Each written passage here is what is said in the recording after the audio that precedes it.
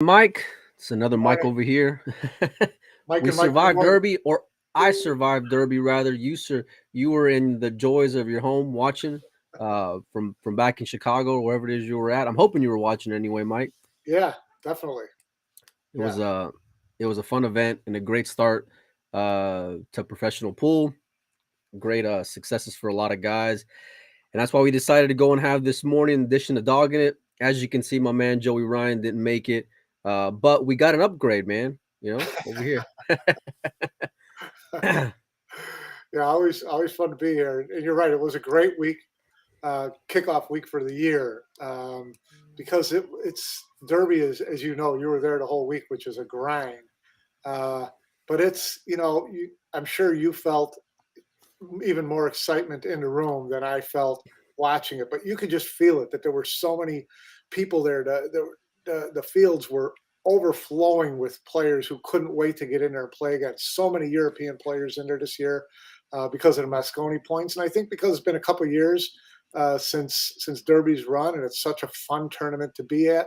And so it was, if you were a pool lover, that had to be like a pool lover's wet dream for a week, right? Yeah, there was a buzz in there as soon as I walked in the building. And you're right, it being a ranking event certainly changed things. The quality of players that were there, a lot of guys who it was their first time being at Derby, including who ended up being the eventual champion of the 9 ball in Ruiz. And I don't think they would have been there otherwise. So for me, it's great when promoters are there working together, pushing these guys to go and travel. For the guys who are hosting the event, like Diamond, it just made an already great event that much better with a deeper class of field. So yeah, it was nonstop from morning, noon, and night, 24 hours literally. I'm still recovering. Um, but we're joined with another guy who I don't know if he's recovered yet, and he's had quite a longer journey than I have. We're joined by the European Moscone Cup captain, Alex Lely. Alex, how are you, buddy? All good, all good. It's been nearly a week since I got back, so I'm good. And there I was staying on Dutch time, so I wasn't dealing with the jet lag back home, which was good. But like you said, it was interesting to see all the players uh, showing the fatigue like gradually. Like in the beginning, Yeah. first 2 days, the Europeans that I ran into, they were happy, enthusiastic, and oh my god, so great. And then day three, day four, they were getting pretty tired, and then I went home halfway, so it even got worse. So more so of a excellent performance by the guys who managed to go deep or even win the thing like Sanchez, the 9 mil event right at the end. Yeah. Yeah, no doubt. You saw the progression for some of those guys, and myself included. It's a different kind of event, and I've been to a lot of different ones, but Derby's just that kind of grind. But it seemed like the Europeans treated it more professionally, in the sense that I didn't see a lot of those guys up 24/7. They were there to kind of handle their business and do well in events, and you saw it reflected in the successes of the European players from beginning to end who swept Derby, which I don't think we've seen before at all, Mike. Yeah, no, it's one of the cool things about Derby that makes it unique is obviously all the different events.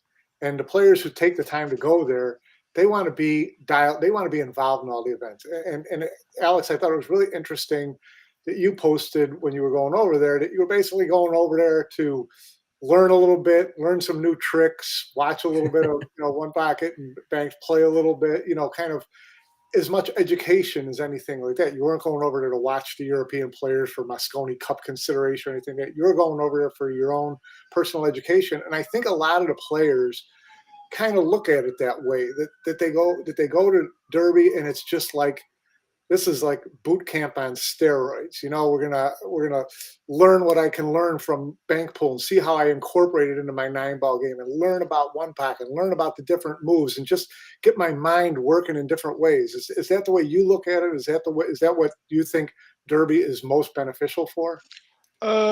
Well, as a starting point, like Bank Pool and One Pocket are niche games, very Right? intriguing niche games, but they are. So, better today than tomorrow, learning new stuff. But some of the guys will be wondering why they haven't started earlier. Seeing Fedor Gorst winning two disciplines. I mean, Fedor Gorst started playing the Derby, I think, 5, 6 years ago, and then he couldn't for a little while, and now he's Right. 21, and he takes the master of the table. So yes, yes. Uh, Worst case scenario, it's a boot camp on steroids where you can learn a lot, and it can really um, give you a platform for the rest of the year if you stay disciplined. Don't lose yourself. You know, you're there as a pro.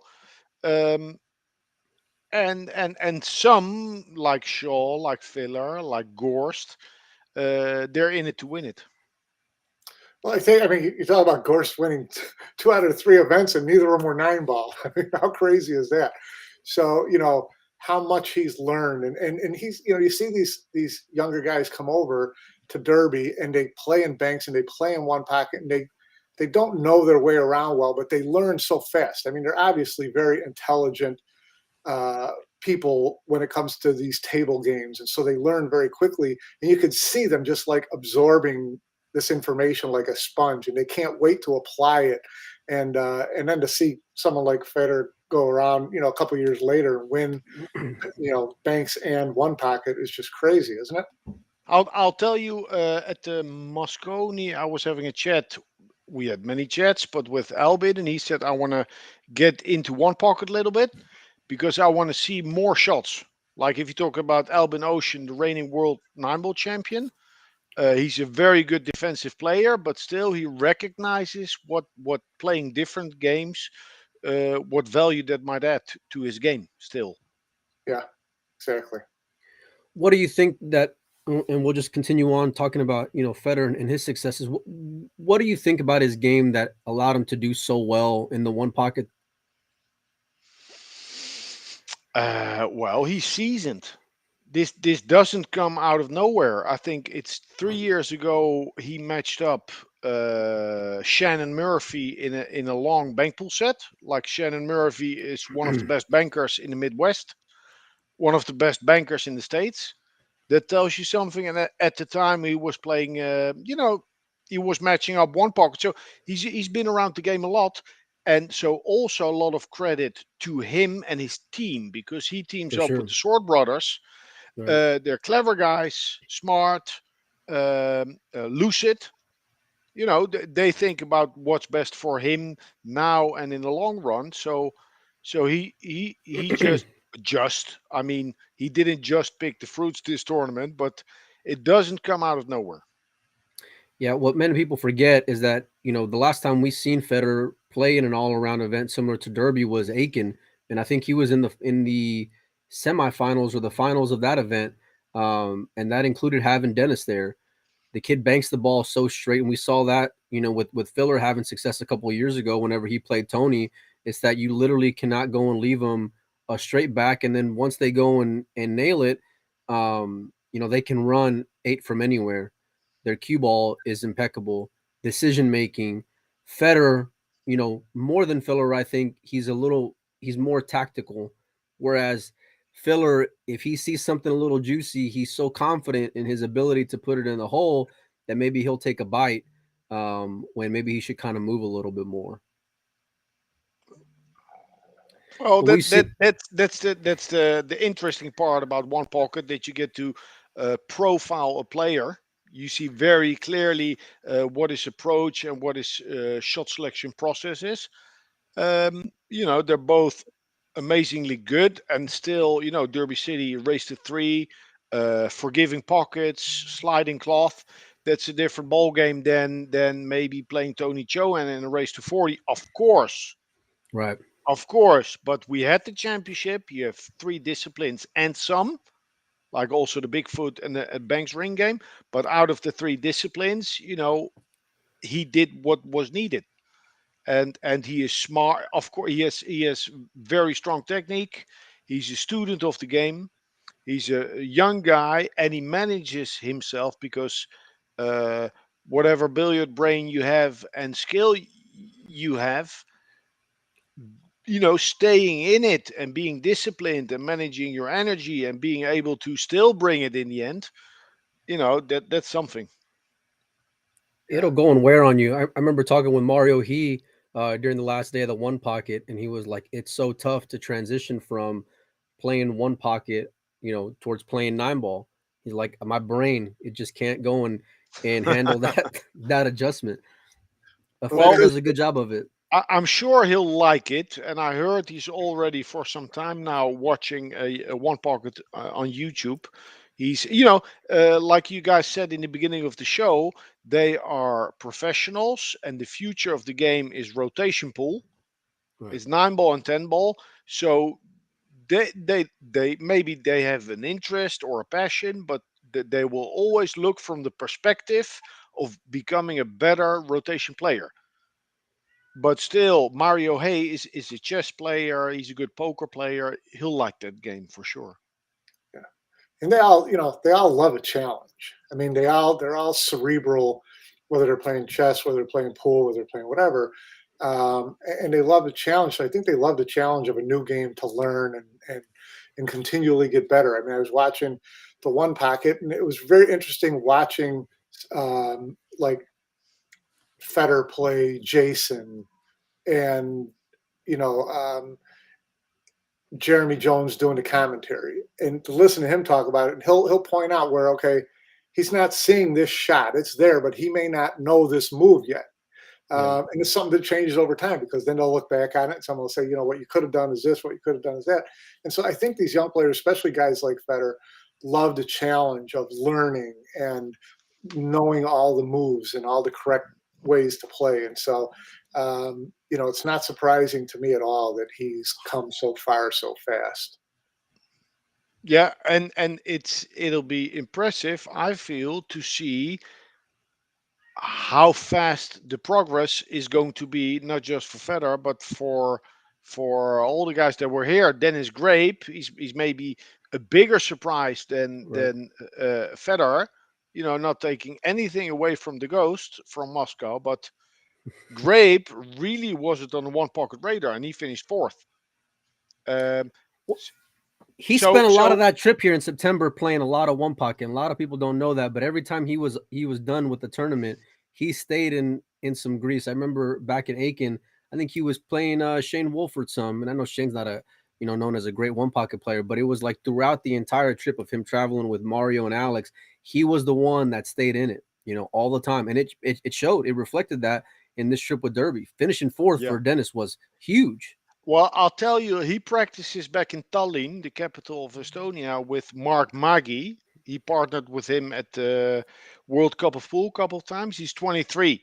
This kid, he should bring him to the Derby. He's a real virtuoso. And it's funny. It's funny. All those long U.S. trips, like Mario Hay, Grape, and Kazakis, are really close.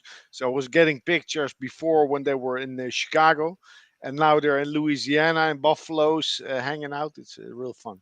It's Yeah, I uh, saw Yeah. it's Buff's a fun post. trio, them guys. They can be a little Mario can be a little tough to go and gamble with. Trust me. No, I'm curious. I'm curious, Alex. Now? I know that Federer's successes weren't in the nine ball this year, but at the end of the year, how much will you pay attention to how well he's doing under pressure, like in all these finals? Because Well, I've it's I, not a I nine ball event, right? I pay attention to Fedor Gorst and most European players, but more in particular Fedor Gorst for many years now, just because I like him. I like him. I like his attitude. I'm just interested to see how he's doing. And over the years, we've been in contact, so a little bit here and there.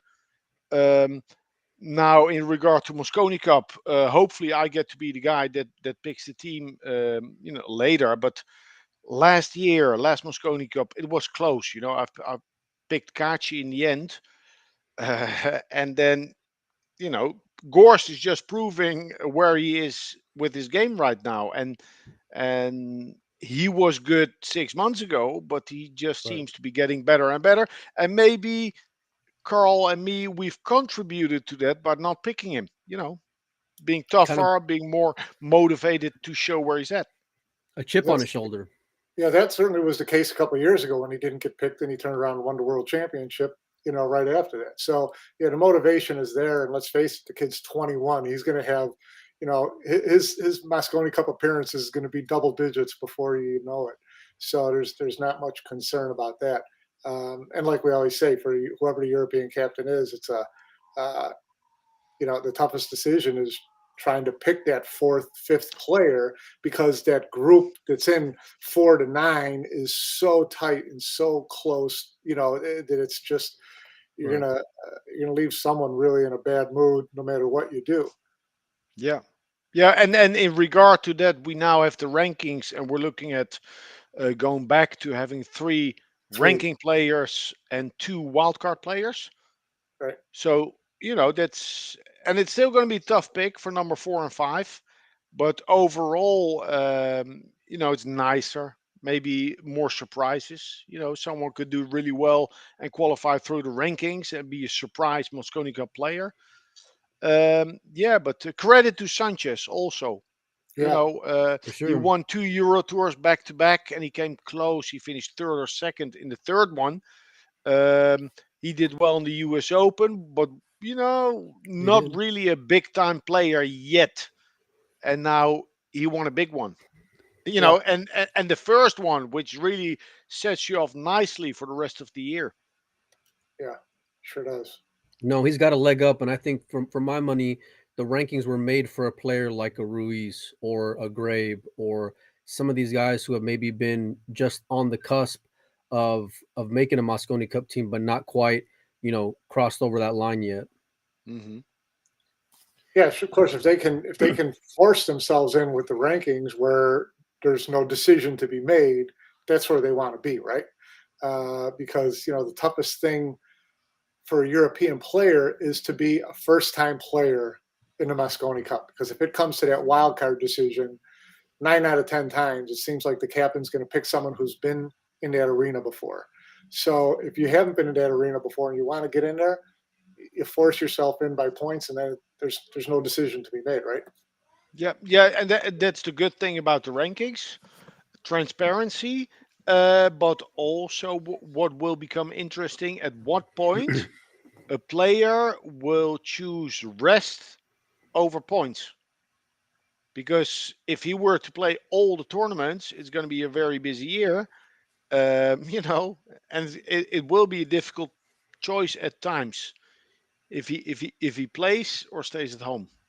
Well, it makes it a little bit easier this year because the point it's not points, it's prize money.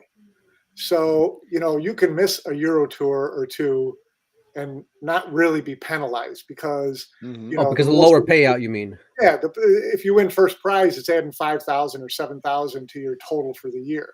What you're not going to miss is the U.S. Open. You're not going to miss the U.K. Open. You're not going to miss the World Champ. You're not going to Right. miss those 30,000, 40,000, $50,000 first prizes because that can It's take you it's from it's a 16th good to point. second.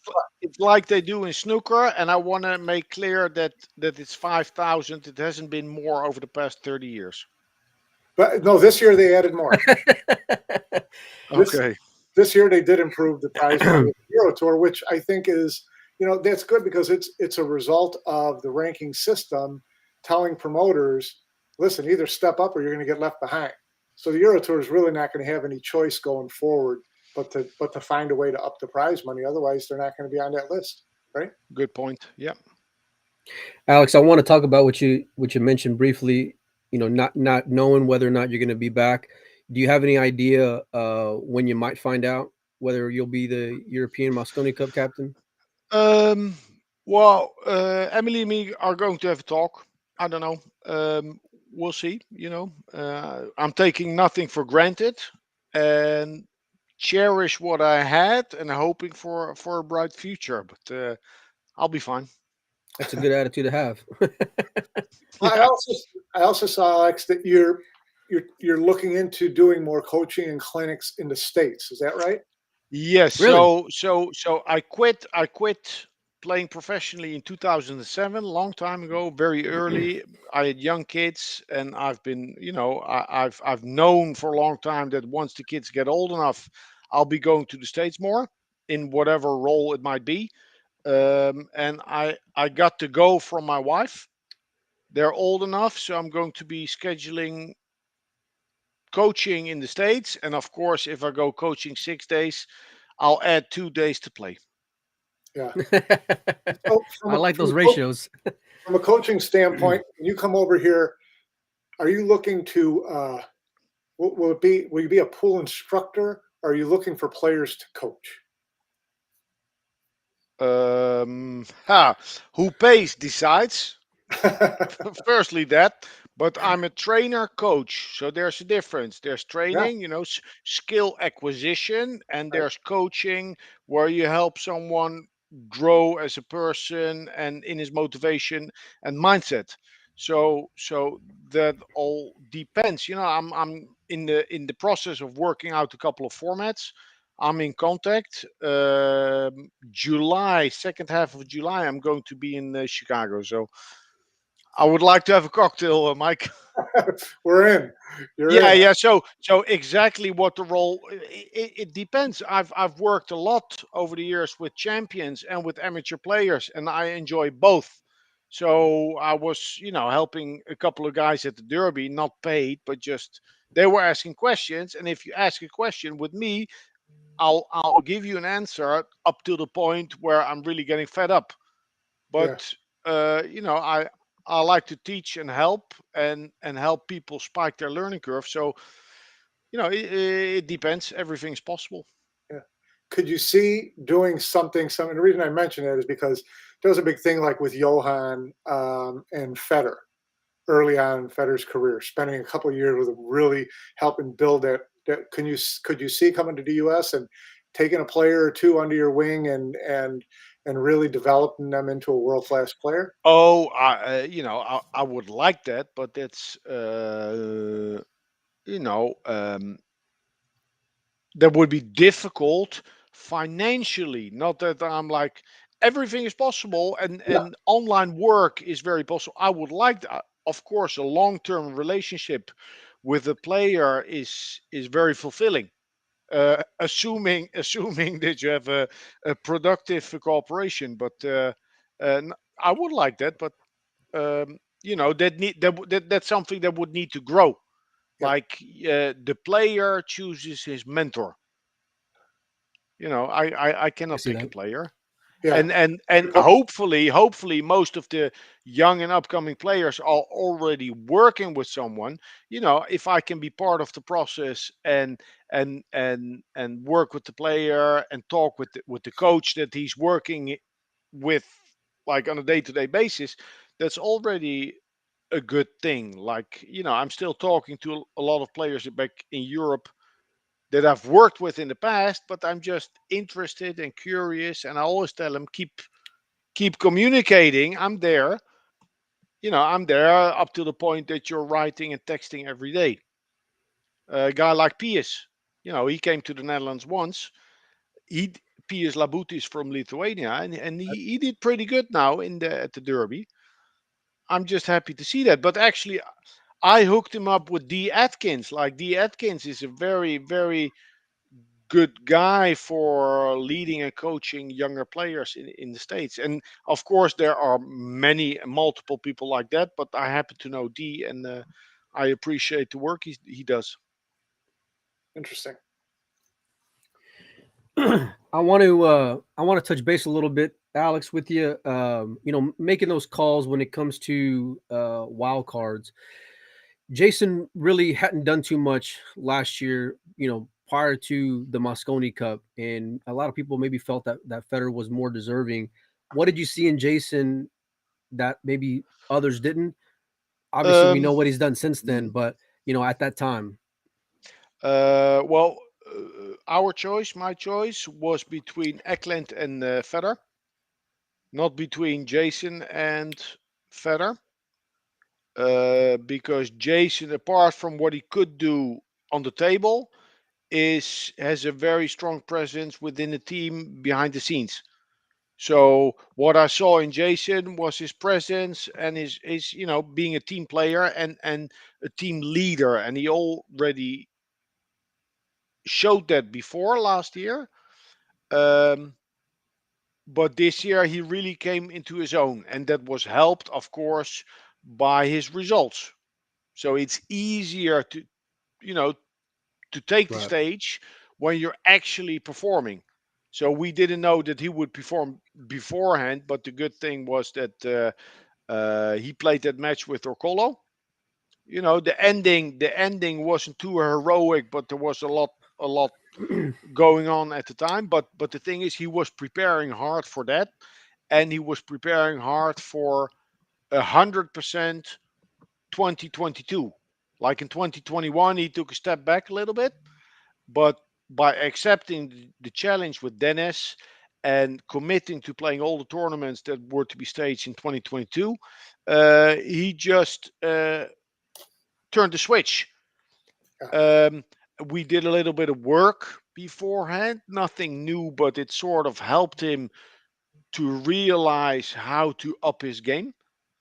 Um, and actually, he told me he had forgotten. Like last year, we did a lot of defense. And he's not typically a defensive player, but by doing the drills, he just sort of got into the groove again, and he admitted that he had forgotten. And then at the Moscone Cup, he was playing so well. At some point, I asked him, "Could you imagine that playing good and winning could feel this easy?" And he said, "No." He's very good, especially on a TV table, super slick, super speedy, and high pressure matches. Playing simple safeties consequently with good speed is essential, and he has such a good timing for the ball doing that. So it will be a little bit different throughout the year if you play longer races, more matches. But it was nice to see him put it together at the Moscone Cup. I How call him how my hard better ram. how hard is it to go and coach these guys who are alphas and who have these resumes like a Jason or a Filler with all their successes? Uh, Like, in other eh, words, are they open to coaching? what you do a lot, you become good at. So some players have received coaching throughout their life, so they are more comfortable getting coaching, receiving coaching, etc. Joshua Filler is very impulsive type, very instinctive, but having being German in Germany, he's used to structure and coaching and protocol.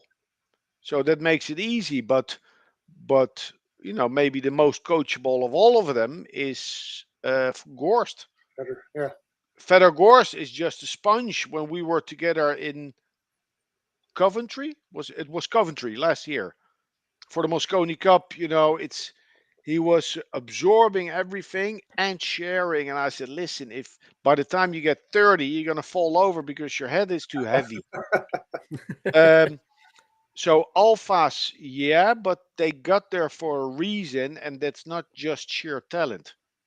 It's continuously looking for ways to improve yeah. by being with the right people, asking the right questions, and recognizing where there's value.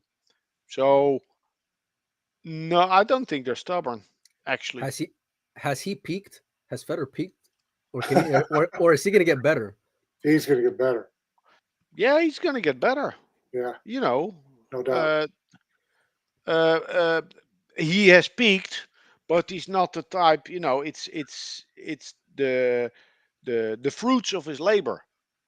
Of course, he has a talent, but his biggest talent might be his brain and his work ethic. I think that he's going to get better for the sole reason that uh, competitively the bar is continually going to get higher. And if you want to keep up with the higher bar, you're going to have to up your game a little bit, and you're just going to find ways to do it. And I think that's one of the cool things about how well the European players are playing right now, and how strong the whole tournament circuit is starting to look for this year and beyond, and that's going to force the Americans to get better, and hopefully at some point we get the Asians back into this equation because we keep talking about U.S. versus Europe, but there's some pretty good players over in Asia that we haven't had a chance to see for almost 2 years, which is just heartbreaking. So I think as the bar continues to get higher, I mean, the kid's 21. I mean, he's not gonna stay exactly where he is now, right? It's scary though because he's at the top of the game right now. I mean, literally. Well, Yeah. let me put you two on the spot, especially you, Alex. It's going to be tough for you because hopefully are captaining Team Europe again, and you'll have these guys under consideration. But I look at the generational players right now, and again, we're not seeing the Asians, so they're not really in the equation. But I look at Fedor and Josh. So these two guys are generational players, all right? 21 and 23, 24. Yeah. Who do you think 10 years from now is going to have more trophies or going to be the bigger player, and why? Good job, Mike. Well, Go see, ahead, when Alex. when He asked you first. you ask the question, Well, you don't have to answer it. That's the great thing about asking the question. yeah, that's. I spoke about work ethic. That's a shit question. Um, You're welcome.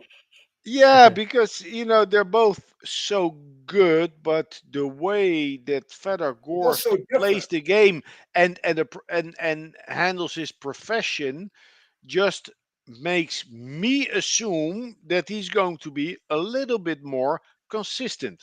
Right. But that's very generalistic. Um,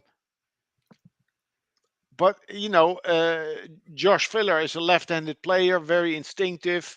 When he's on, we've seen it like 3 years ago when he was really on fire, turning everything in gold that he touched.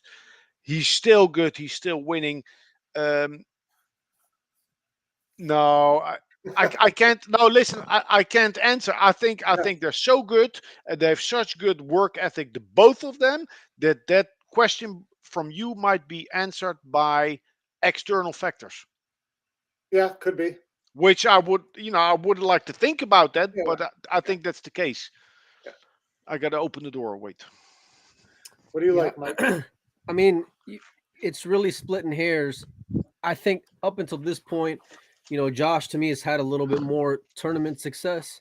And maybe if that's how you want to go and measure overall success, I would think that Federer would be a better overall player. Um, just because, unless it's tough because like Alex said about Josh's instincts, and usually they're spot on because his ability to go and execute. But I watched him go deep in the one pocket, and I was watching his last match against Josh Roberts. It was I think Josh had him 2-0. Sorry, Roberts had Filler 2-0 up. Um, Filler comes back, makes it hill, and on the case game, Josh Roberts got a ball by his hole, but there's a bank, and Filler just couldn't help himself, because that bank just laid real nice when he should have just gotten that ball out and maybe played a little bit more conservative. And Josh Filler looks like a genius, when he execute and then runs, 7 from there. And that's because he beat Josh Roberts to the shot in that game. But it's just like, man, sometimes he can't maybe get out of his own way at times because he can go and put everything in the hole. But it really is, they're both going to be very successful. They're both going to have great battles over the years. When I think about sport, I think about rivalries, right? I think about Nadal and Federer. I think about Brady and Manning. And I think that, they could be that of Poole, in many finals for many years to come. Alex, let me know if you think there's any, because you're old enough to have seen these guys play. To me, it's kind of like in my early days of the magazine and watching these guys when they were in their prime. Let It's kind of like, a little like Varner and Strickland. I mean, Yeah. Varner and Siegel. That Filler is Siegel and Federer is Varner. And Yeah. and very tactical, never very consistent. The one thing about Federer is I don't think Federer to me is going to be a little like Shane, where he might not win everything, but he's always going to be in the top 8. whereas someone like Josh is fire and ice, and sometimes he'll run cold. Yeah, but I think I also said that in interviews before the Moscone Cup, looking at Josh Filler's game, um, it's not like he has derailed or anything. It's just what I see the past 2 years. He's working on his BNC game. His approach, maybe it started with losing a little bit of confidence. I don't know, but he's playing a more conservative game, and he's learning how to duck. And maybe at times, he still goes for shooting rather than ducking because that's his instinct. He's a risk taker, and that's why we like to watch his game. But he's in the process of if you look at A, B, and C game of making his below par game better, and that takes years. And then, of course, apart from recognizing more shots and being able to execute those safeties, it's also the ability to pick the right shot at the right time. He's 23. He's 23, and it's easy to make judgments based Right. on what he showed us 2, 3 years ago and what we see now. But them two, and we could even put Kachi in the equation. They're prodigies. They're very, very special. So, only in 10 years' time, in retrospect, will we be able to have some sort of an idea of what was going on right now. Yeah, the time will go and tell. But the future looks bright for the Europeans. I know you guys have had a lot of successes over the Americans over the years. Um, there's been talk of maybe having a Reyes Cup. What are your thoughts on it? On maybe bringing in an Asian team to go and challenge the Europeans? Well, that would be nice for pool in globally and for Asia. But that's something different from the Moscone Cup with the rich history that it has. Right. So that would be something different. But like Mike said, the other Mike, don't forget about the Asians. There's a lot of quality there. I don't know um, how the crowds would be and all that, but more pool on top level, matchroom pool. That's a good thing. So I can only look forward to a Reyes Cup, and then Reyes having a big chair. He would be the king. He would be the king attending, He'd be asleep in that chair. perhaps. Yeah. Yeah. Yeah, no kidding, right? How bright is the future of pool this year, Alex? Given what Matchroom has put on and what they're continuing to do. There's a lot going on for the players. Uh, yeah, how bright is it? It's there. It's building. It's getting bigger. But this is still internally. At some point, I hope that uh, all the organizations being involved, because Metron Pool rankings, Predator with the 10 ball tour. Um, at some point, I would like to see that click and connection with the corporate world. um, you know, the next step. Right. Yeah. If that next step could ever be made, then I would be really happy. Well, it seems like it's going in the right direction. Professionalism, consistency, and what else do we need? Well, mostly that, I think. Yeah. If Structure. structure, and if you do the right things for a long enough time, good things are going to happen. Right. That's what I like about it. I think that everybody's looking at what it means for 2022, and I'm looking at what it means for 2025, and that's that is finally kind of laid a little bit of a foundation and said, okay, we're going to start building onto this, and here's our end game. It's almost like an actual business plan.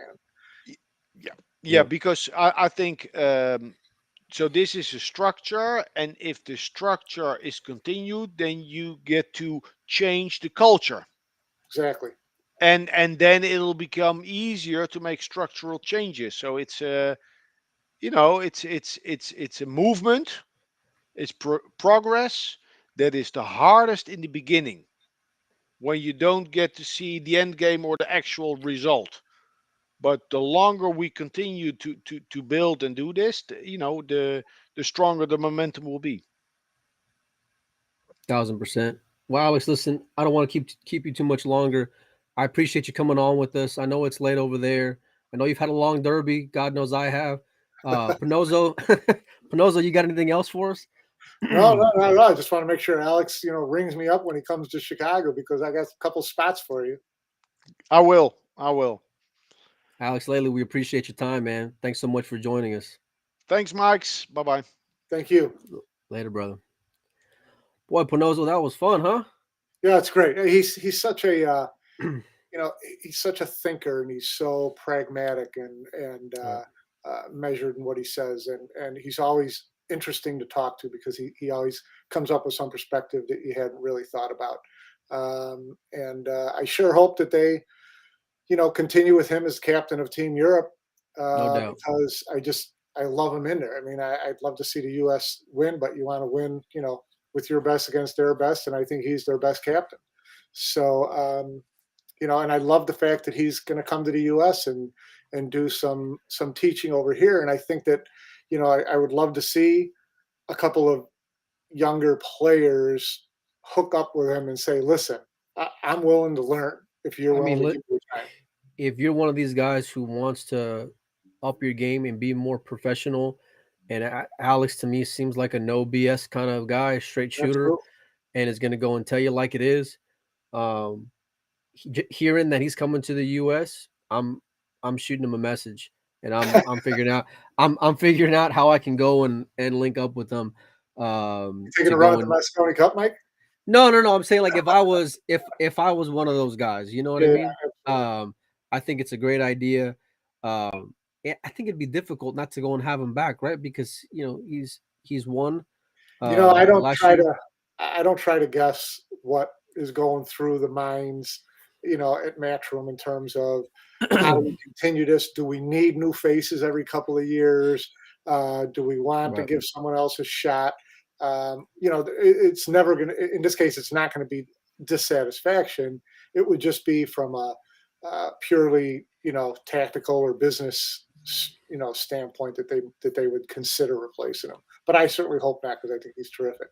Yeah. I mean, either way, I mean, it's selfish because if he's not the captain, I hope we at least get him behind the mic because I love listening to Alex do commentary. Yeah, You no, know, he's great. when I see a straight back, on the table, uh, the first words in my mind are for the title.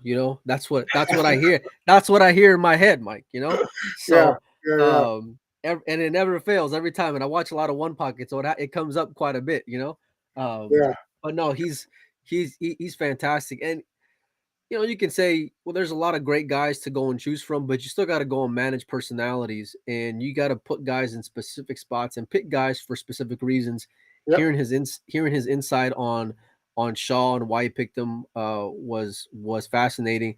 And I mean, in hindsight, look at what Jason's gone and accomplished, since then, right? Yeah, no, you're right. It's that's where coaching comes in, far more than instructing because you're not going to teach a lot of these guys anything new, but you can get them to think about different things. Jason had told me how his game this year so far was strong. He attributed some of that to the time he spent with Alex at Moscone talking about his defense more.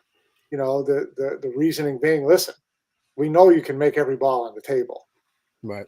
but your defense could be more solid and it's going to lead to more of those opportunities. And Jason said that it did click with him and it made a big difference at Moscone and going forward. So that's where the coaching comes into play. So yeah, he's spot on. And you've seen that over Jason's game for the past, let's say 10 years. You've seen his evolution because, way back when Jason was just all fire, you Yeah. know. He Well, was he was a gunner. yeah, and I think that's correlation you put to Josh now, right? And what I was Right. trying to kind of steer towards before is that, and Alex touched on how Josh is starting to learn a little bit about being smarter with his play in terms of ducking when you need to duck and not shooting at everything. And I think that all these players have to go through that because, I mean, let's face it, Josh's eyes aren't always going to be 23 years old, and his hand Right. and steadiness isn't always going to be 23 years old. So when that starts going just a hair, you better have that. It's the Greg Maddux. You better have that curve ball and that cut fastball and that changeup to go with your firepower. Otherwise, you're just not going to stick around long. Yeah, and I think Josh is aware enough to where he can go and make, adjustments in his game.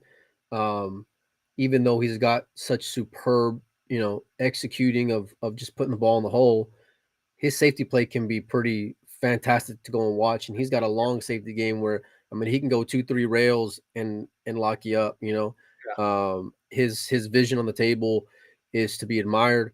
Um, it's pretty scary, Mike, like the way 22's gone on if you're an American fan, like as it pertains to the Moscone Cup, because there's three guys at the top of the pool world right now, and they're all from Europe and they're all young. yeah, right, right. Well, let me ask you this about you were at Derby for the entire time. Um, who did you notice there? What were some of your lasting impressions from Derby as far as players and promise? Shane Wolford making it deep in 9 ball, things like that. What did you see? Well, I want to talk about Shane because we talked about Shane, on Cue It Up and how he decided to go to a bar table event versus Predator. Listen, he backed up that, what he did on that bar table event by going and putting on a hell of an event at Derby City. Make no mistake about it. I know he kind of got away with one against Bader late to kind of to get there to be able to play Josh. From what I had heard was that he was down, I think 5-0 to Filler and ends up losing um 9-6. So if if you don't quit against Filler, that says a lot to me, Mike. Yeah, If you go deep in that event, that says a lot to me. It's big table 9 ball and it's the world's best players. And when the players got tougher, his game seemed to rise. The same with my buddy Nick DeLeon, and I don't want to talk a whole lot about Nick on my own because he's a buddy of mine, so maybe I'm a little bit biased, but he had some big wins as well. He went and beat, Pius, who Alex had brought up, and Pius' stock is on the rise. He had many great wins during that week. Out of the 22 players listed, I think that were on that matchroom post from this morning, I think yeah, nine of them were American. So what I'm excited for is that I don't want to hear any more complaints. I don't want to hear any more about politics and favoritism and this or that because uh the only usual suspect on there was Shane. I mean, surprise, right? It's Shane. But it's like everybody else, you have an opportunity. You just got to go and take it. You got to go and step up your game, be professional, and go out there and go play. But yeah, I mean, Wolford, what can you say, man? He played lights out, and moments like that show what he's got, what he's made of, you know, and the American side needs some fresh blood. So I yeah, think it's a fantastic start to the year. yeah. I agree 100%. Yeah, but I mean, all in all, it was a great event. I I couldn't believe what what Fedor did, and it's kind of overshadowing Ruiz for me and what he did. Um, Filler just seemed like he ran out of gas there in the final, and I'm not making any excuses for Josh, but he definitely wasn't as crisp as we had seen early in that event. And I think they started playing at 9 in the morning, and by the time that final went on, it was like midnight, 1 o'clock. So where Ruiz did not look that sharp in the semifinals against Roland, he got away with one, but then he backed it up. And listen, if you go and beat Josh Filler 2 times in a tournament, you obviously showed that you belong there. And a lot of people don't know, Mike, but Reese has been that guy, like right there, 6th, 7th, or 8th, like guy Yeah, left out of the European Moscone Cup team. yeah, I yeah. mean, the He guy the has. guy plays phenomenal. Yeah, he plays great. But he's from Spain, so he's always going to be looked at after David Alcady, Right. right? And so, he's in a tough spot, but he's in that spot where it's like, okay, I just got to go earn it myself and not leave it up to anybody's decision making. And he can do that because he's got the game to do that, and he's young enough. And yeah, he's a great player, great kid. So yeah, future looks good for him too. What are your thoughts on the way this ranking has started off, Mike, and just in general your view on it? It's the start of something. I don't Yeah, read a lot into it. Who's on the list? Who's not on the list? How many of them are on the list? Um, this is not these rankings don't mean anything yet, right? I right. mean, they do for next year, Yeah, so they're not impacting this year. So, um, but it's like I said again, it's something. It's the beginning of a structure. It's the beginning of a plan that to me makes a lot of sense. So, these players, American, Europeans, they should all be in there swinging away every chance they get to start getting yourself into that list where where matches start really making a difference. And I'll say it again, I can't wait for the Asians to come back because it's just been brutal to watch all these events without the top Asian players. We haven't seen a hit a ball in 2 years, and it's true. I'm kind of wondering how sharp those guys are going to be when they get back into tournament play I because mean, it's got to be tough. people forget, but Dennis didn't look like Dennis when he came back from COVID, and Josh did not look like Josh whenever he came back from COVID. And when Yeah, I say COVID, I mean from taking that big that time amount of off. time off. Yeah, Josh now is back. The last time we saw Dennis, he was back. Yeah. Um, Well, and on that note, that was kind of someone that seeing Federer's successes, I was like, man, I wish Dennis was there. I wish Dennis was there just to and not take away from anybody else that was there, but Dennis was playing some great pool, and the way that Federer was able to move that ball, put the balls in the hole, make the game look really boring because he never gets out of line. right. It reminded me of Dennis, and I just wish that we could have seen him there to. I mean, his banners were there, but it was missing something, you know. Yeah, yeah, yeah. It's and it's not like any of these events or any of these winners going to have any asterisk on it. You just want to see Right. the best players in there and see guys get pushed and yeah, would love to see all these players in there. Yeah, and especially like if there is a Reyes Cup, boy, I mean these guys got to start getting points themselves. You know, if Yeah, if no, it's if if down the road that's what we're heading to, Mike. Like those guys, they take not to say that the Europeans don't or the Americans don't, but the Filipinos take a lot of pride in representing the Philippines. You yeah. know, so to get a chance at being on that inaugural team would be just massive for them. So I'd imagine um I'd imagine that once it is formally announced that they're going to be all going for it, which is means they're all going to be at majority of the events. Well, yeah. I mean, if you get the Chinese, the Taiwanese, and the Filipinos and the Japanese, Right. all into a race to pick five guys. Talk about a slugfest. That would be. But the other side of it, they're going to come into tournament play, and a lot of these players that we know struggled at the beginning of coming back after being off for a year. Right. But now they will have had 6, 8, 10 months of playing before the Asians even get into a tournament. And so it's really going to be rough for the Asian players at the start. Um, One Yeah. thing that if you have another minute, I want to ask you about the Filipinos. Sure. You were talking about the Filipinos and the way the Europeans are coming in with the banks and the one pocket, and learning the moves, learning how to play, reminds me a lot of the early days of the Filipinos coming to the States when all they knew was 15 ball rotation. Right. And, then Efren became, he spent his couple of years in Chicago and became a one pocket giant, in 6 months. And all of a sudden, all the, Filipino players are playing one pocket. But when you look at the Filipino players right now, is it just me or are they starting to look kind of old? Where is the young generation of Filipino players? Yeah. Um, no, you're right. I think there are a lot of great young talent. James was in the final of Derby City Nine Ball a couple of years back. Um, I mean, Aranis and Beato's still relatively young, right? But when you yeah, look I think he's when you around look my at age. Yeah. Dennis and Alex and Boosty and Well, what? I mean, if Dennis does in fact go and get a 5-year ban, for my money, I mean, it could be the end of his career, Mike. Yeah, Because in 5 years, you're not Or- gonna, yeah, you're not gonna be nearly the same player. Um, yeah, I think you're right, but I think there are a lot of young, talented players in the Philippines. They just need a chance, and They, whoever is in their corner that is not trying to go and just make money off them, if they go and manage them right and get them the right visa and act right and come over here and play great pool like they can, you know, people forget, we really haven't seen Anton Raga go and play anywhere outside of Japan and the Philippines, and what an amazing talent he is.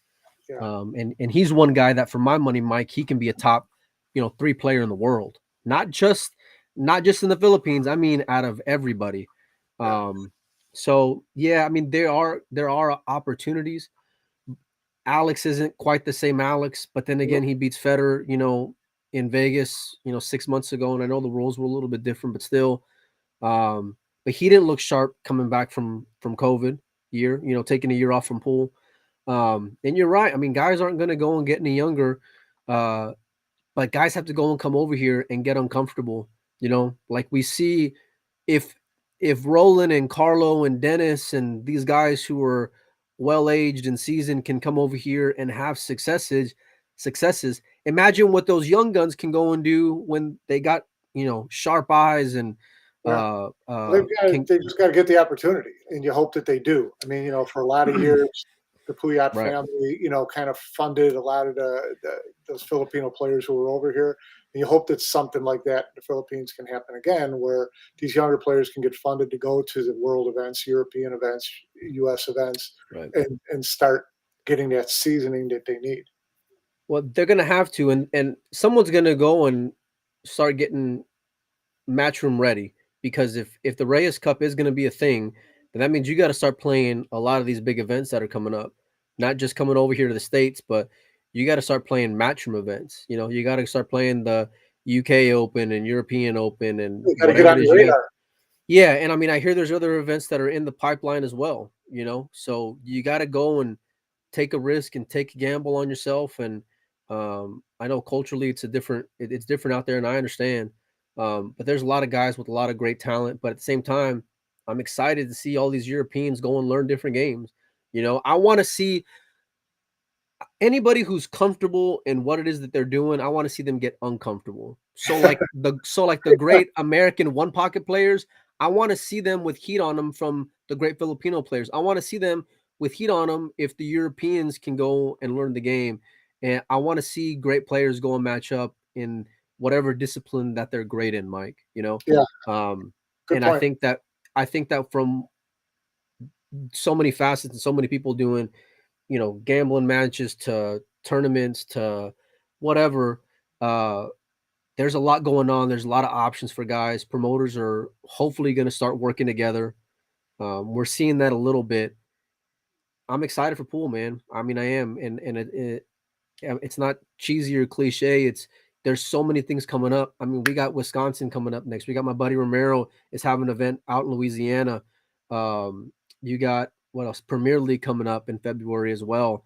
I mean, so many great events. They just announced Kelly, to go and play for the Premier League, Right. which is great because Kelly had a fantastic World Pool Championship, if you remember. I mean, she was knocking down some names. Yeah. Um, so there's so many things that I'm looking forward to. Um, I like how if they start working together, we're gonna see more Ruizes going happen, more magic going happen, more great stories going happen because the sport needs it. Uh, Promoters want to go and have all the best players at their events, and I just want to see great guys play great pool. Yeah, I agree 100%. And, the more of these guys that come out, we talk about, talked before about Josh and Federer being kind of generational talent.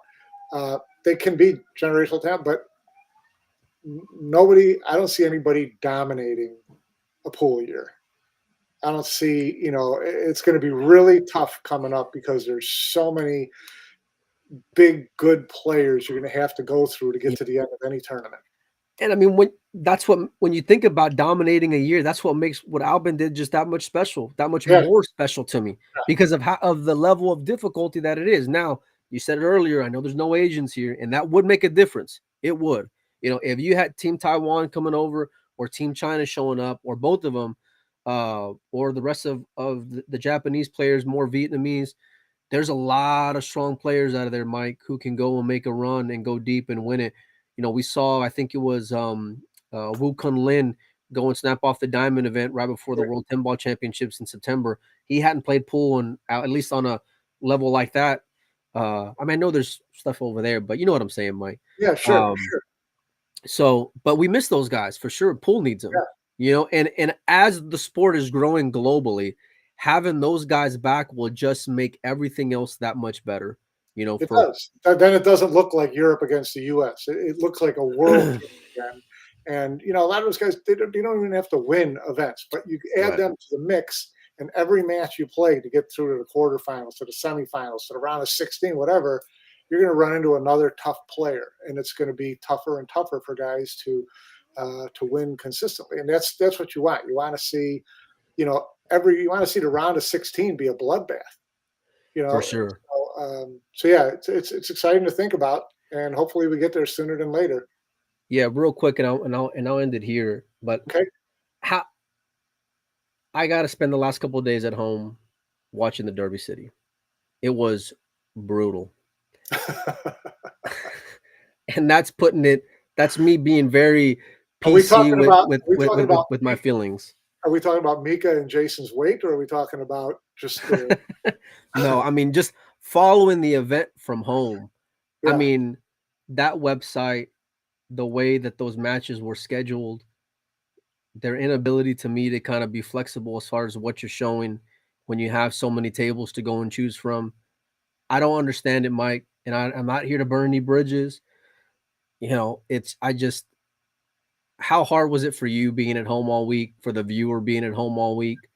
Because I want to go on stone cold tilt about it, and I'm trying not to. Yeah, you're better off not going full tilt. But Yeah, yeah, well, I get it, and yes, we should be doing better. We should get better out of Derby City because it's unique, because it's so right. special, because there's all these different events and there's all these different players. Um, you know, we should be getting more out of the Derby than we're getting. Yeah. It feels antiquated. It feels a little bit stale. From the graphics to everything, it just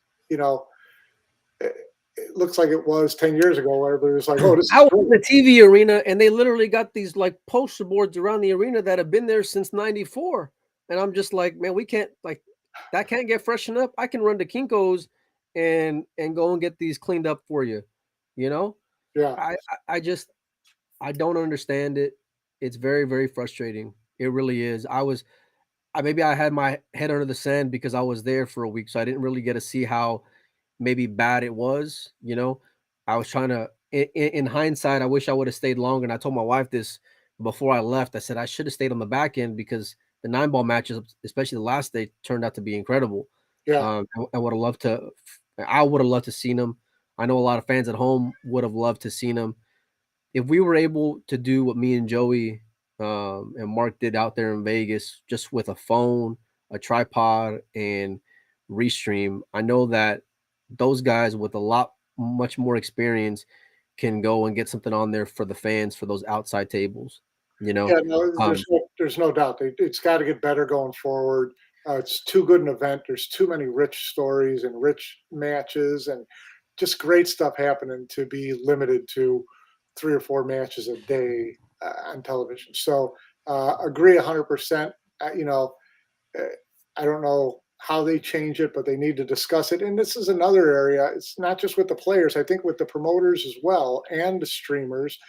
Um, as the bar goes up, as the demands of being part of this matchroom schedule, this WPA world ranking schedule gets more demanding, these guys are going to have to up their game to be yeah, part of the equation. So maybe that trickles down to the producers to get more money in the event, and it trickles down to the streamers and the production teams to make the events better looking and more appealing. They maybe that all helps. We can only hope. I hope so, and it needs to because it's there's too much technology, and I mean I was doing it just with the service from my phone. Like I wasn't even on the Wi-Fi there at the hotel because it was so bad. And something is better than nothing. And especially if you're spending money like that, you're right. It's a rich event, and there are so many good matchups happening. If you're a fan of pool all around, you know, if you're a 9 ball guy, you can go watch the 9 ball. If you're a banks guy, you can watch the banks, the one pocket. I mean, you name it. Uh, and it's nonstop. So to go and have just a few matches like that was frustrating. The scoring or lack thereof, you can't handicap anything because you don't know any live scoring. The website itself, even when they were down to like 20 players, it still wasn't, updating. I mean, I couldn't believe it. I'm there having to message guys and call guys, who won this one? Who won that one? Matches are already being played, but the website hasn't even updated yet. Yeah. So Yeah, um, it's a tough match. It's a tough event to follow online for sure. yeah, yeah, Because there's no real brackets. There's a redraw every round. You can go up to the board and see who's in the next round, but you have no idea what their score was the round before. So yeah, it's a tough event, and um, yeah, definitely want to see it. Want to see them pick up the effort going forward. yeah, yeah, for sure. Hopefully, um, if they need any help, I'll be glad to. Even just the 2 pairs of hands. That's all I got, right? Yeah, I mean, 1 pair of hands. Um, no, it was fun. I love Derby, but I'm glad it's over with. I'll tell you that, Mike. So, um, anyway, listen, Mike, I appreciate you coming on with us. I know we've been on for about an hour already, so we're gonna go and wrap it up. Hopefully this week we'll have a couple more guests. So I'm working on Ruiz, but his English may be a little tough.